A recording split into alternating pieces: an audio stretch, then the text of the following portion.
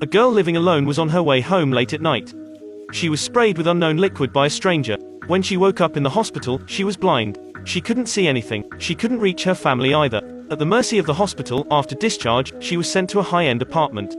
There was a spacious living room in the apartment, a neat kitchen and a window on the 9th floor overlooking the city scenery. But for this girl named Ellen, it was like bottomless darkness. The only thing that kept her together was a considerate caregiver named Clayton. Clayton helped her cook, taught her to use the baton, solved all kinds of difficulties that blind people encountered. To relieve her boredom, Clayton even sent her a bird as a pet. What color is she? Baby blue. The green bird turned blue in an instant. What was going on? In fact, this was the director's hint to the audience. Everything you see was all Ellen's imagination. Though Ellen lost her sight, her other perceptions became more sensitive. The more she lived here, the more she felt something wrong with the apartment. First, there was a window where the wind was unusually loud.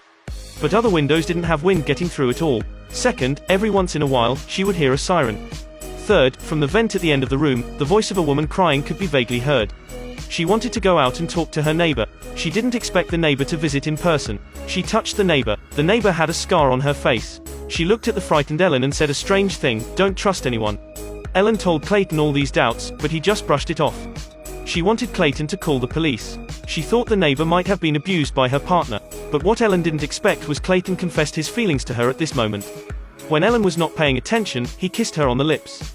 Ellen was very angry. She kicked Clayton out. In the evening, her door was opened. She thought it was Clayton who came back, so she called out his name, but no one answered her.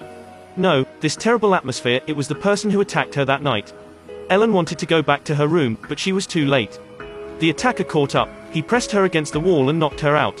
When she woke up, Clayton was right beside her. She hugged him. At the same time, a suspicion arose in her. How did he suddenly appear in time? She asked Clayton to call the police. When the detective came, he told her no one attacked her tonight. It's your verge of being sightless. My perception is my only reality. The blind and clueless Ellen seemed to have nothing to say for herself. She could just talk to the one she trusted, her pet parrot, who was unable to fly even with a pair of wings. Time passed by. Ellen had had enough of the dark life.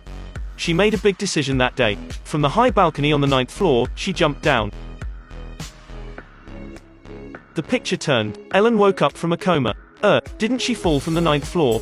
Why was there nothing? Ellen groped with her hand and found that this was just a small room. She also vaguely heard on the ceiling, there were various sound systems that play the noise of the environment. It was all fake. The windows were fake, so there was no wind blowing in. The detective was fake. In addition, the caregiver and the neighbor were also fake.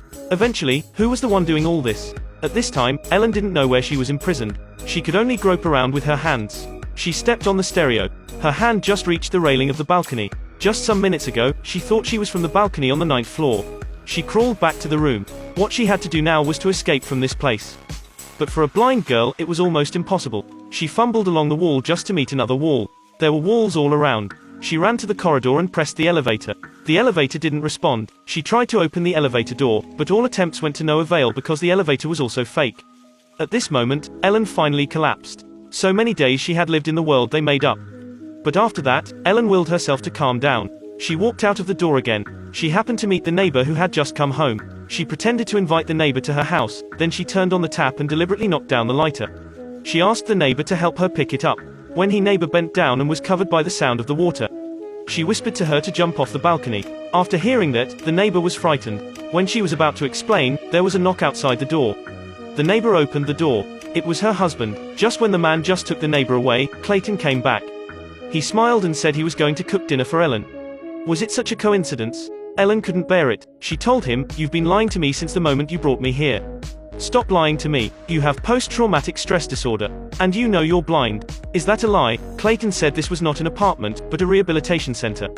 This place was for the patients to recover from post-traumatic stress disorder syndrome. And the caregiver like Clayton was to take care of the patient like her, suppress her negative thoughts and help her return to normal life. Ellen suddenly calmed down. "You're right. I need help." Was what he said true? When Clayton hugged Ellen, Ellen was stiff. Her expression became extremely sharp.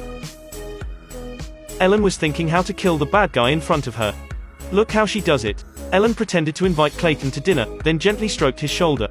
Clayton let down his vigilance. Then Ellen poured wine for Clayton behind his back. She confirmed the position of the kitchen knife holder, then touched his shoulder again.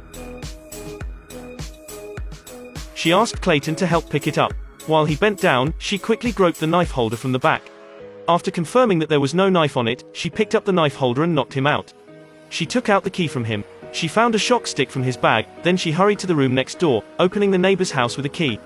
She groped her way forward with the stick. This was really not an apartment. When she touched with her hands, she found a clothes hanger. There were all kinds of uniforms on it. She even found the clothes of the attacker that night. Ellen was surprised. All her experiences here was with the same guy. The one who made her blind, the doctor, the police, the nurse, even the neighbor's husband were all played by the same person. Suddenly, she heard a cry in the corner.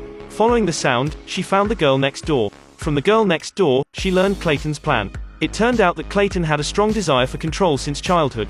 After blinding Ellen, he kept her here to take care of her, feed her and control her step by step. He wanted to keep her for himself. Ellen broke down even more. What kind of love was this? He was just a plain psycho. The girl next door also sympathized with Ellen's experience. In elementary school, she also lived under the extreme control of Clayton. She thought when Clayton caught Ellen, she could escape from him. But she didn't expect him to intensify a new personality. He pretended to be her husband. At the same time, Clayton woke up. Ellen decided to get out of here with the neighbor. The neighbor told her the vent was the only way out. Ellen had to turn back the same way. As soon as she went out, she bumped into Clayton. He caught her in an instant and took her back to the control room, but that was what Ellen also wanted. She begged Clayton for mercy. At the same time, she tried to hear the direction of the vent. Taking advantage of Clayton's unprepared moment, she picked up the baton and hit him again. She came to the vent, prying it open with scissors. With such a small hole, how could she escape? But she felt something else from inside. That was a bottle of medicine. She opened it and smelled. It was the potion that blinded her that night. At this time, Clayton woke up. He and Ellen began to struggle. Ellen, who had no strength to bind a chicken, could only be pushed to the ground. When Clayton wanted to end her, he was surprised to find there was an empty bottle in Ellen's hand. He shrank to the ground and screamed in pain. The taste of losing his eyes, he finally experienced it. The two girls who were once extremely controlled finally found the way out of the dark. That was the end of the movie.